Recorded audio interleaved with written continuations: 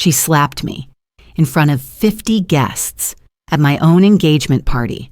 I stood there stunned, cheek burning. Not from the pain, but from the betrayal. Hi, I'm Vanessa. I'm a designer, a planner, someone who thought she could keep the peace if she just followed the rules. But that night, everything I believed about family shattered. Why did my own mother take my $55,000 wedding fund and give it to my sister? And how did it end with lawsuits, fake emails, and a wedding I almost lost? Tell me, have you ever had to choose between family and self-respect? Drop your story in the comments. I promise you're not alone. The soft chime of jazz piano filled the air as I adjusted the hem of my dress for what must have been the 10th time. My fingers trembled slightly, not from nerves about Miles. I had never been more sure of anything, but from the quiet, anticipatory hum that always came before something big. The kind of hum I used to feel as a kid before a birthday party or the first day of school. Back then, Mom would call it the good kind of jittery. Tonight, I wondered what she would call it. The amber fig was aglow with tiny string lights wrapped around every beam and trellis, casting golden halos over polished wine glasses and violet lilacs. We'd chosen the bistro for its garden courtyard, intimate, fragrant, timeless. And tonight, in early spring, it felt like it was blooming just for us. Guests filled the tables, old friends from college, co-workers from the design firm, even a few out-of-town cousins I hadn't seen in years. Laughter rose and fell like waves lapping gently against the shore. Miles stood by my side, as he always did, calm and collected in a tailored charcoal suit. He didn't say much, but his hand on the small of my back and the way his eyes scanned the room made me feel like I could exhale. For a brief moment, I let myself believe that this night would pass without tension. Then I spotted her. Brielle arrived 15 minutes late, in a silver dress just shy of bridal, her heels clicking confidently on the stone path. She barely glanced at me before making a beeline toward the champagne. Her entrance, as always, was curated. I caught Jasmine's eyes across the room. She raised an eyebrow. We both knew what was coming. We just didn't know the form it would take. After the third round of toasts and mini crab cakes, Mom rose from her seat with the practiced grace of a woman who'd spent decades commanding rooms full of PTA presidents and homeowners associations. She clinked her glass with a salad fork, the sound sharp and delicate, immediately quieting the chatter. Everyone turned toward her.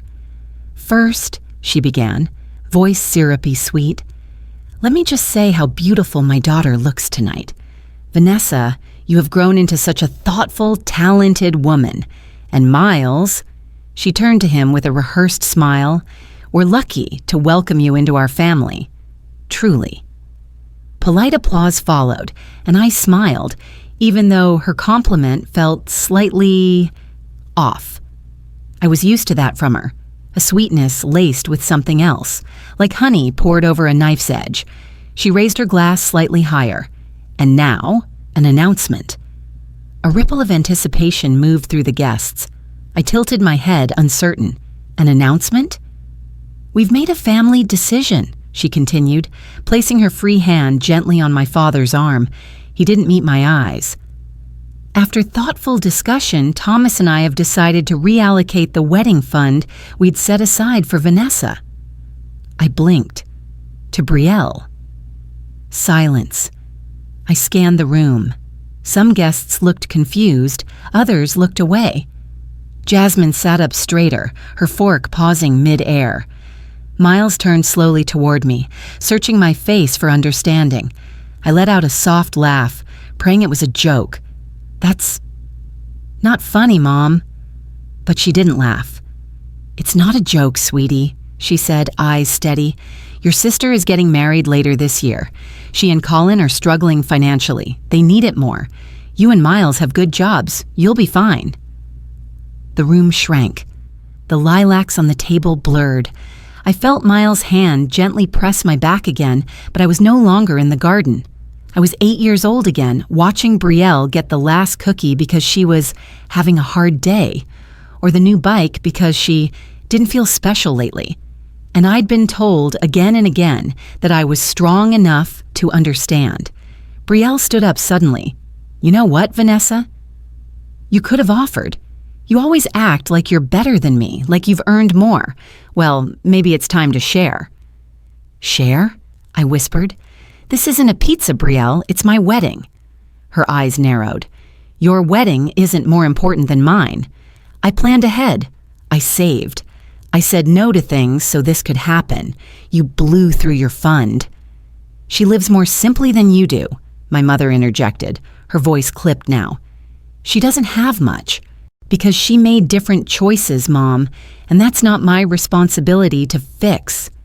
I could feel the stares, the tension pulling tight like a bowstring. I stood, arms crossed, voice trembling but firm. "I'm not giving up the money. It was promised to me. It's in my account." Mom's lips thinned. Her heels clicked across the patio, and then, so fast I almost didn't register it, her hand struck my cheek. The sound echoed across the courtyard like glass breaking. Gasps, forks dropped. One woman stood halfway from her chair, stunned. My face burned. I didn't move at first, just stood there, blinking, trying to understand what had just happened. Slowly, I turned my head to face her. Her chest heaved, eyes wild for a moment before slipping back into control. "You hit me."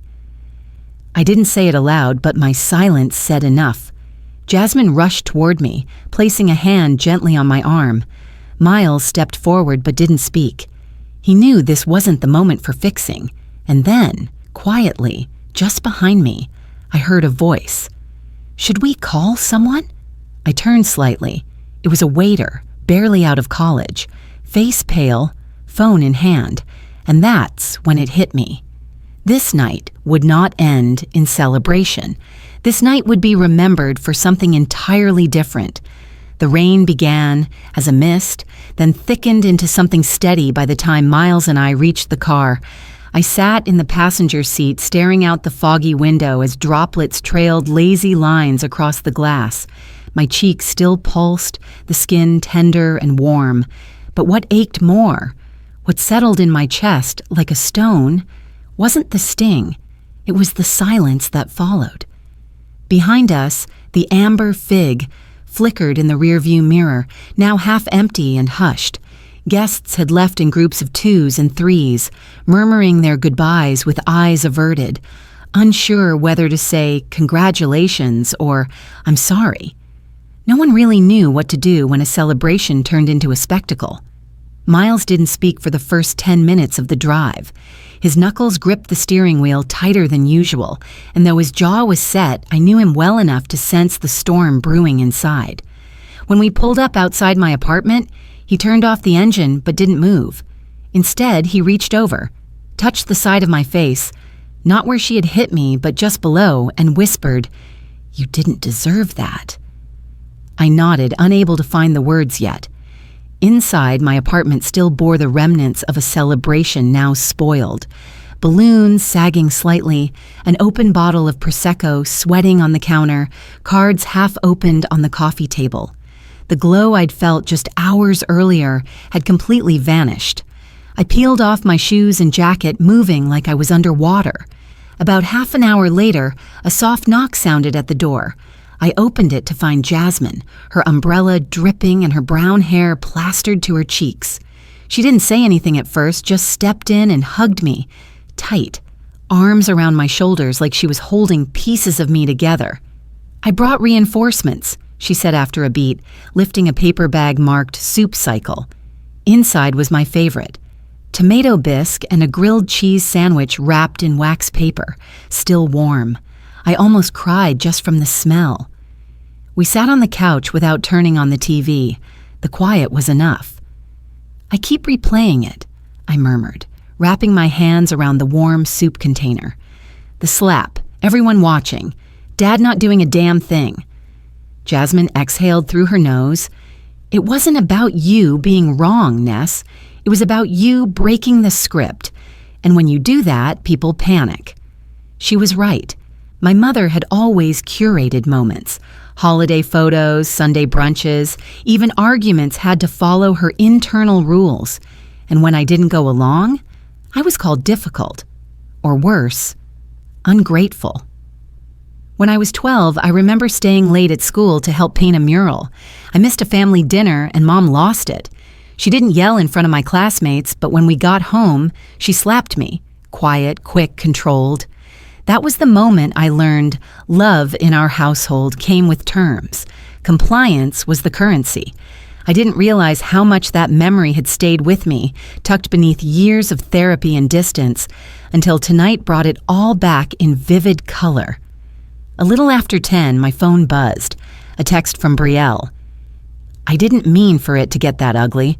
Hope you're okay."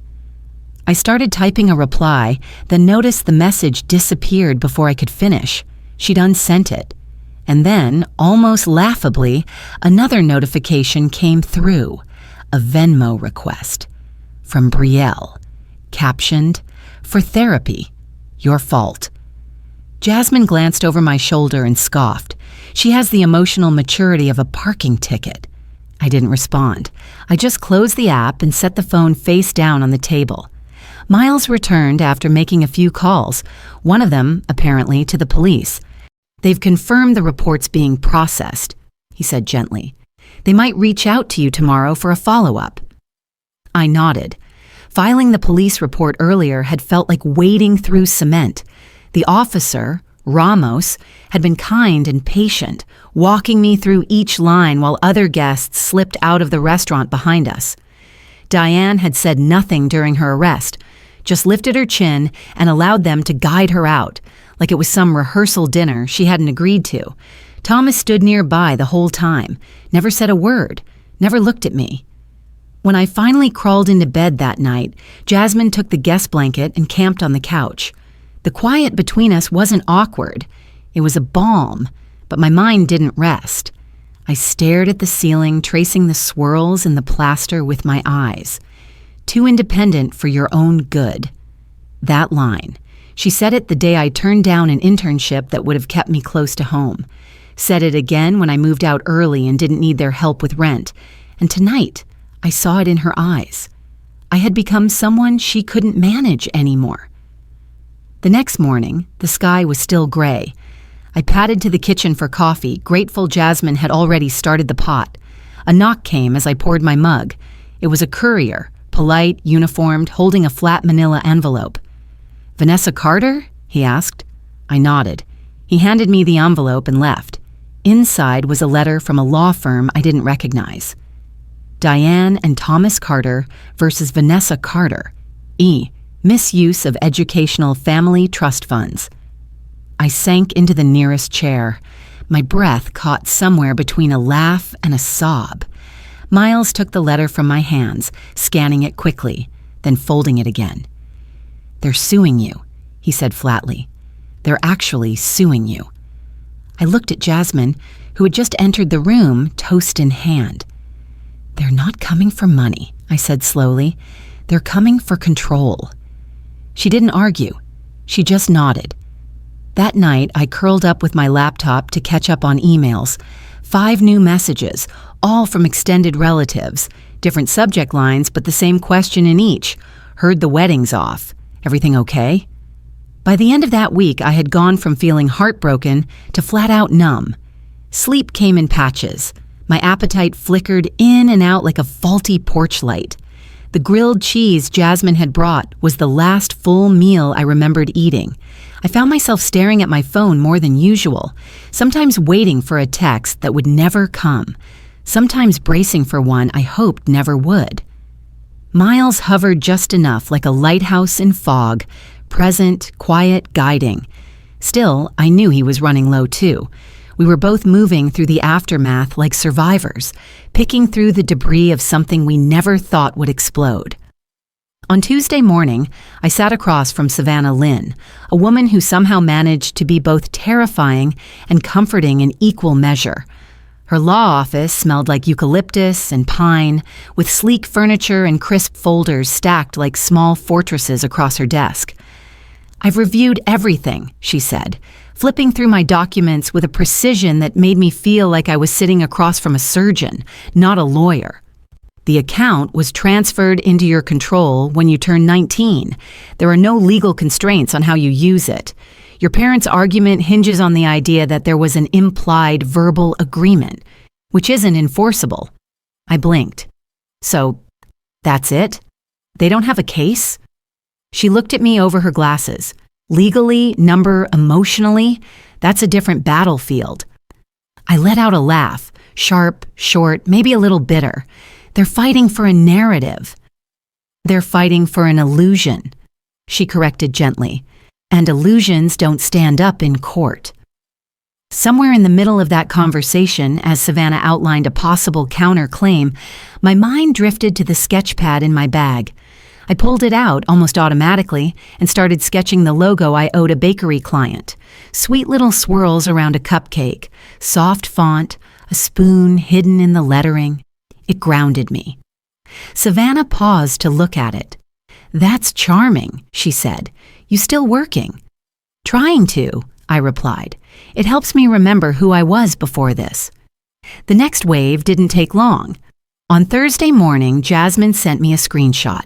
It was a photo of me, or rather, of a woman who vaguely looked like me, smiling beside a stranger in a dark bar, but my head had been sloppily pasted onto the woman's body. The lighting was all wrong, the angle unnatural. Still, it was clear what the image implied. "Tell me this isn't real," Jasmine texted. I stared at it for a moment, somewhere between disbelief and laughter. "It's fake," I replied. And sad. A few hours later, my inbox was flooded with confused replies from guests who had received emails that looked like they came from me, canceling the wedding. Subject: change of plans. Message: due to unforeseen events, we've decided to call off the wedding. Thank you for understanding. Vanessa and Miles. The email address was almost identical to mine, off by just one letter. Miles stormed into the apartment that afternoon, holding his phone in one hand and a grocery bag in the other. "She messaged me," he said flatly. I didn't need to ask who. "She said she had proof you've been unfaithful. She sent me those same photos, asked if I really knew who I was marrying." He placed the bag on the counter and pulled me into a hug so fast I nearly dropped my sketch pad. "I know it's fake. I didn't expect her to stoop that low." We stood there for a while in silence, just holding on. Sometimes, in the middle of chaos, the only truth is who stays when the noise gets loud. That evening, Jasmine texted me a meme of Kris Jenner in sunglasses with the caption, "You're doing amazing, sweetie." I laughed until tears came. Savannah didn't take long to act. The next morning, we filed for a no-contact order and began building a defamation case. She also requested a court date to present a motion that would prohibit any further financial interference from my parents regarding the wedding fund. When the pre-trial hearing finally arrived, I wore a navy blouse and soft makeup, trying to look like someone calm and put together. Inside, my stomach felt like a fist. Brielle was there in a muted pink dress, too polished, like she thought this was a red carpet instead of a courtroom. She took the stand confidently at first, answering questions with a smoothness that reeked of rehearsals, until our family cousin, Helena, stepped forward. Helena had been quiet during the engagement party. She had flown in from Boise and barely spoke, but now, under oath, her voice was firm. "I remember when Diane told both girls about the funds," she said clearly. She said, "Once you're adults, it's yours. Use it wisely. No mention of college only." Brielle used hers to start that boutique and lease the Audi. There was a beat of silence in the room. Then Savannah stepped forward. "Ms. Carter," she asked Brielle, "did you use your portion of the funds solely for education expenses?" Brielle hesitated.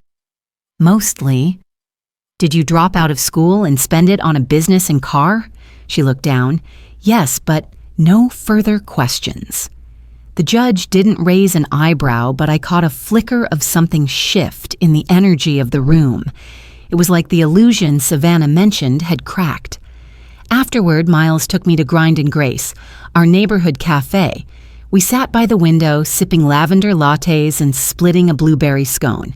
He didn't say much, and neither did I. But for the first time in weeks, the quiet felt safe. Just as we were leaving, my phone buzzed. Notice from Oak Stream Credit Union. $55,000 account placed on temporary legal hold, pending family trust injunction. I stopped walking. Miles turned to me. "What is it?" I showed him the message. He didn't speak, just wrapped his arm around my shoulders and pulled me in closer. There it was. Another grenade tossed over the line. I was sitting at my kitchen table, pen in hand, finalizing the last deposit for our florist when the screen flashed red. Transaction declined, account access restricted. At first, I assumed it was a technical glitch. Maybe a Wi-Fi hiccup. Maybe I typed the wrong code. I tried again. Same result. I refreshed the screen, logged out, logged back in. That's when I saw it. Your account has been temporarily restricted due to a legal action. Please contact your financial institution for details. My stomach dropped like I'd missed a step on the stairs. I stood slowly, the air in my apartment suddenly too thin. The spring light filtered through the window, but everything looked gray. The apartment, once filled with excited energy, bouquets of trial flowers, calligraphy samples, RSVP cards, felt like it belonged to someone else. Miles looked up from the couch where he was double-checking guest RSVPs. "Everything okay?" he asked, reading the panic on my face like an open book. "No," I whispered, barely hearing my own voice. He walked over, phone still in hand. "What happened?" "My account," I said, pointing to the screen. "It's locked. I can't pay the florist. I can't pay anyone." Miles took the laptop gently, reading the message, then narrowed his eyes. "We need to call the bank." I dialed the number with shaky fingers, my breath shallow. The wait time was only 3 minutes, but it felt like a lifetime. When a calm woman finally answered, her voice barely registered. "Yes, ma'am," she said after pulling up my file. "It appears there's been a temporary injunction filed through the county clerk. Something about disputed family funds. Your parents' names are on the paperwork, Diane and Thomas Carter." I pressed the speakerphone button and sank into the nearest chair. My body felt like lead. Miles stayed silent, one hand gripping mine under the table. "We'll escalate your case internally," the woman continued. "But unfortunately, we can't release funds until the matter is resolved or a court overrides the hold." After we hung up, Miles quietly closed the laptop. His jaw twitched, but he said nothing. I grabbed my phone and called Savannah. She picked up immediately. "They froze my account," I said. "The wedding fund." Savannah didn't pause. "I figured they might try this. I told you, they're cornered. People act recklessly when their version of reality is threatened. They filed an injunction. I'll request an emergency hearing, but we're close to the wedding date. It might take a few days to reverse." "I'm sorry, Vanessa." I nodded, though she couldn't see me. "I know you're doing everything you can." After the call, I sat still. My thoughts raced through every to-do list I had. Vendors, contracts, balances due. So much had already been paid, but the rest couldn't wait. A knock at the door snapped me out of my spiral. Jasmine. She waltzed in, holding a cardboard drink carrier and a white paper bag. "I brought lavender lattes and the world's most aggressive blueberry muffins," she announced. "Also your vow drafts, boutonniere samples, and something extra." I tried to smile, but failed. "My account's frozen. My parents filed something to block the wedding funds." She blinked, then slowly set the coffee down. "So, we're in DEFCON 1? "Worse," I replied, voice hoarse. "I might have to call off everything." "No, you won't," she said, suddenly sharper. "You've spent years building this life, one decision at a time. This wedding isn't just an event, it's your story." I didn't argue. I didn't have the strength. Instead, I walked to the window, arms crossed. Jasmine rummaged through her tote bag. "Here," she said, pulling out a folded piece of paper with colorful marker doodles on it. "It's your emergency dance playlist." I turned. "What?" I made it in case of emotional collapse. Songs range from Survivor to You Can't Hurry Love. I laughed despite myself, and for a moment the ache loosened its grip. But later that night, after Jasmine left and Miles was in the shower, I sat on the edge of the bed and finally broke. Not the ugly, dramatic kind, just silent tears rolling down my face as I held my sketchbook against my chest.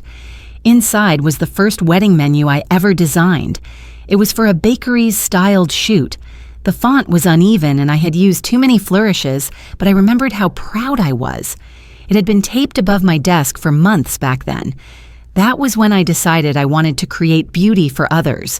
But now I couldn't even create it for myself. When Miles came out, he saw the look on my face and said nothing. He just knelt down and rested his hands on my knees. "They don't get to win this," he said softly.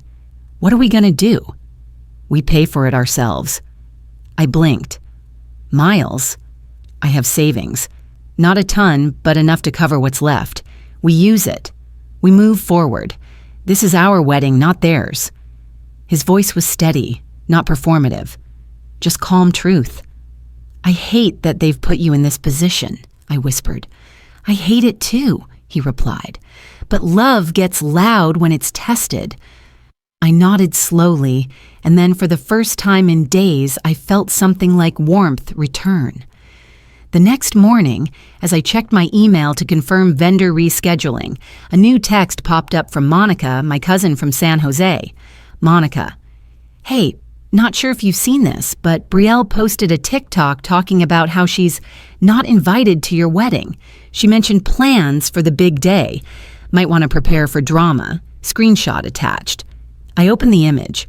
It was Brielle smirking in front of a pink background, mouthing lyrics to a petty song while a caption read, "They said I couldn't come, so I guess I'll show up in style." There's a strange quiet that settles over you on your wedding day. Not the absence of noise. There were plenty of sounds that morning at Lantern Grove. The soft whir of curling irons, the hum of conversation from the makeup team, the violinist warming up outside, but a quiet within yourself.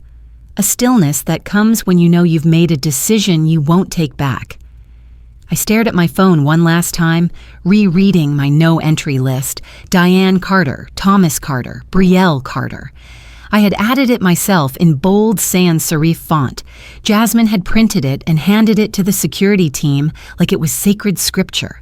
"I know it's hard," she'd said when I hesitated, "but this isn't about revenge, it's about boundaries." And she was right. I didn't block them out of spite. I blocked them for peace. The bridal suite at Lantern Grove was awash in cream and gold, with large windows that opened to blooming dogwoods. My gown hung beside me, simple satin with a subtle train. I had chosen it not for the price tag or the label, but because it felt like me. Strong, clean, and understated. Aunt Felicia entered with a small knock. She wore a soft lilac dress and held a box of tissues like a shield. "You sure about this, sweetheart?" I smiled gently. "About marrying Miles? More than anything." She nodded, her eyes glistening a bit. "I meant about walking down the aisle with me." "I'm honored," I said, standing to hug her. "You always showed up, even when they didn't." Her embrace said more than words could. As she stepped out, I glanced over my vows once more. Miles and I had agreed to write our own, and true to form, mine had started as a messy Google Doc titled Wedding Brain Dump. But somehow the chaos had turned into clarity, just like life with him. Out in the courtyard, rows of white chairs lined the grass, all facing a wooden arch adorned with peonies and eucalyptus. The air smelled like sunshine and new beginnings. The violinist played something soft and cinematic. Guests murmured and smiled, their outfits catching the light like petals in a breeze. Jasmine popped her head in. "It's time." I breathed in, felt the satin slip against my skin, and walked out with Aunt Felicia at my side. Every step felt deliberate, like I was reclaiming ground. Miles stood under the arch, looking at me like I was the only thing that mattered. His expression held no worry, just calm admiration, like he'd known all along we would make it here, even when I hadn't been sure myself. The ceremony was simple. No frills, no dramatic readings, just two people promising to build something better, one day at a time. When it was my turn to speak, I unfolded my small paper and looked straight at him. I used to think love was about who clung to you the hardest, I began, but I've learned that real love, it holds you without gripping. It listens, not controls. It grows when you're honest, even if honesty hurts. I glanced at the guests, some teary, some nodding, and continued. You've been my mirror when I needed truth, and my shelter when truth hurt. And today I choose to be those things for you, fully, freely, without conditions. The applause came quietly at first, then all at once. After the kiss, we walked back up the aisle hand in hand beneath a shower of lavender petals tossed by guests who had stayed by our side through everything. The reception was held beneath a canopy of fairy lights. The tables were set with navy napkins, custom menus I'd designed, and centerpieces made of wildflowers and candles in glass jars. It wasn't extravagant, but it was honest.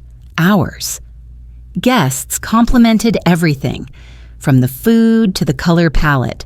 One cousin whispered, "I still can't believe you did all this yourself." I smiled and said, "When you've had to fight for something, it shows." Jasmine's speech came after the toasts. She stood on a small platform, champagne flute in hand, and cleared her throat. Most people know Vanessa as a designer, someone who can make something beautiful from a blank page, she said. But what most people don't see is that she does the same thing with life. When people walk away, she builds new bridges. When things fall apart, she rearranges the pieces until it means something again. She turned to me, eyes shining. Vanessa doesn't just build brands, she rebuilds herself. My eyes welled up, but I held it together, just barely. As dessert was served and music began to swell, Jasmine leaned over. "We had a visitor," she said quietly. "Your sister." I didn't even blink. What happened? She showed up in a wig, tried to sneak in through the back catering tent. Security caught her before she got far. Did she make a scene? Jasmine shook her head. She was escorted out quietly. I think she wanted you to flinch, but you didn't. I sipped my champagne. No, I didn't. Hours later, as guests began to filter out and lanterns lit the night sky, I returned to the bridal suite to grab my shawl. On the table sat a card, no envelope, no name, just white cardstock, plain black ink. You humiliated your own blood. This isn't over. I stared at it for a moment, my fingers tightening slightly. Then I folded it, walked to the fireplace in the lounge, and dropped it in. Some legacies, I thought, are better left to ash. The wedding was beautiful. But the real miracle came after the music stopped. Fall had crept in slowly, blanketing everything in deep oranges and golds. From our apartment window, the maple trees outside fluttered with crisp leaves, and the mornings came cooler, cozier. The old building we'd moved into just outside of Portland wasn't flashy. Wood-paneled walls, slightly squeaky floors, but it felt like a fresh page. Ours. Miles and I spent our first weeks as newlyweds doing what most couples probably did. Unboxing, sorting, rediscovering what we owned and what we no longer needed. But for me, it was more than just arranging furniture. It was rearranging the way I thought about safety, home, and what I allowed through the front door. One Sunday afternoon, sunlight streamed through the windows as I carefully unwrapped a set of framed wedding photos. Just 5x7s, nothing grand. One of them captured the moment Miles tucked a strand of hair behind my ear during our vows, his expression soft and proud. I hung it above the entry table beside a small dish for keys and a ceramic vase filled with eucalyptus. Jasmine had given us handmade pillows as a wedding gift, stitched by her grandmother, each embroidered with a word: patience, joy, choice. They sat proudly on the thrifted couch I'd reupholstered during a burst of early fall energy. "I like the word choice the best," Miles said one night, tracing the stitching with his finger. "Why?" I asked from the kitchen. "Because it reminds me we chose this life," he replied, "even when it got ugly." The quiet between us wasn't hollow. It was full of mutual knowing, of scars that no longer bled. A week later, an email arrived in my inbox from a bridal brand based in Seattle.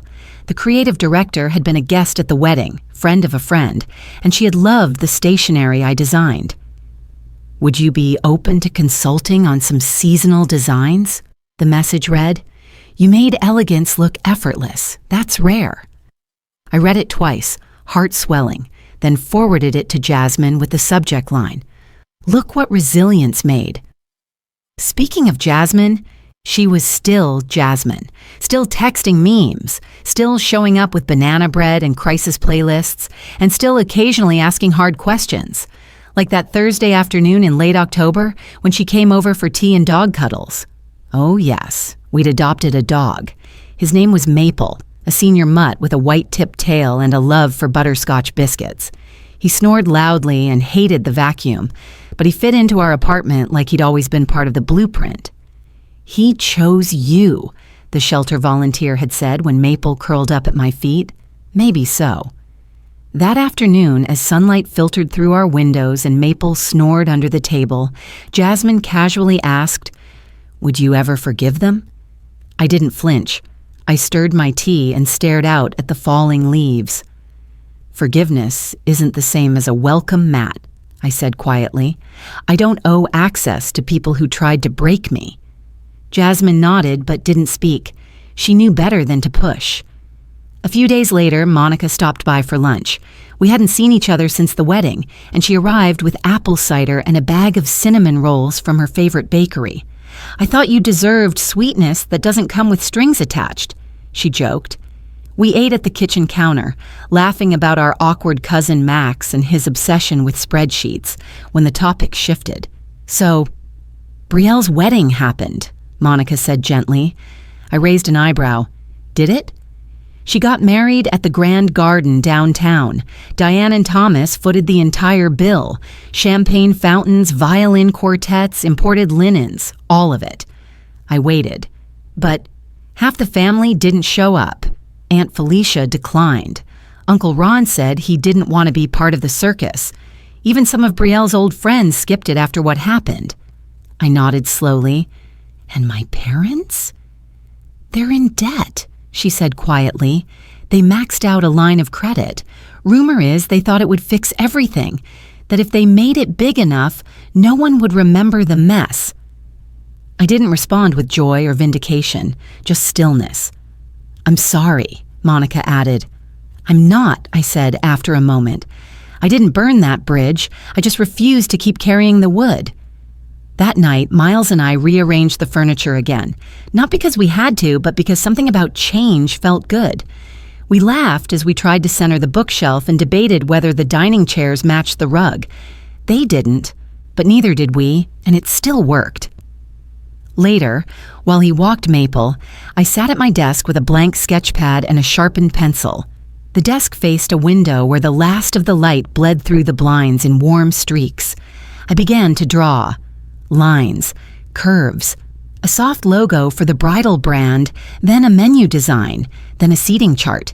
And somewhere between the lettering and the flourishes, I realized I wasn't just designing for clients. I was designing for myself again, this time from solid ground. Because family isn't who shares your blood, it's who respects your boundaries. Looking around our quiet little apartment, with Maple snoring near the window and sunlight touching the framed photo of our vows, I realized this piece wasn't handed to me. I chose it. Again and again. Sometimes love means letting go of what wounds you, even when it shares your last name. Family isn't about obligation. It's about respect, about showing up when it counts, and knowing when to walk away for your own well-being. In the end, healing isn't loud or dramatic. It's found in the small, everyday choices to protect your joy. If this story reminded you of your own journey, I invite you to share your thoughts below. Sometimes the quietest lessons are the ones worth passing on,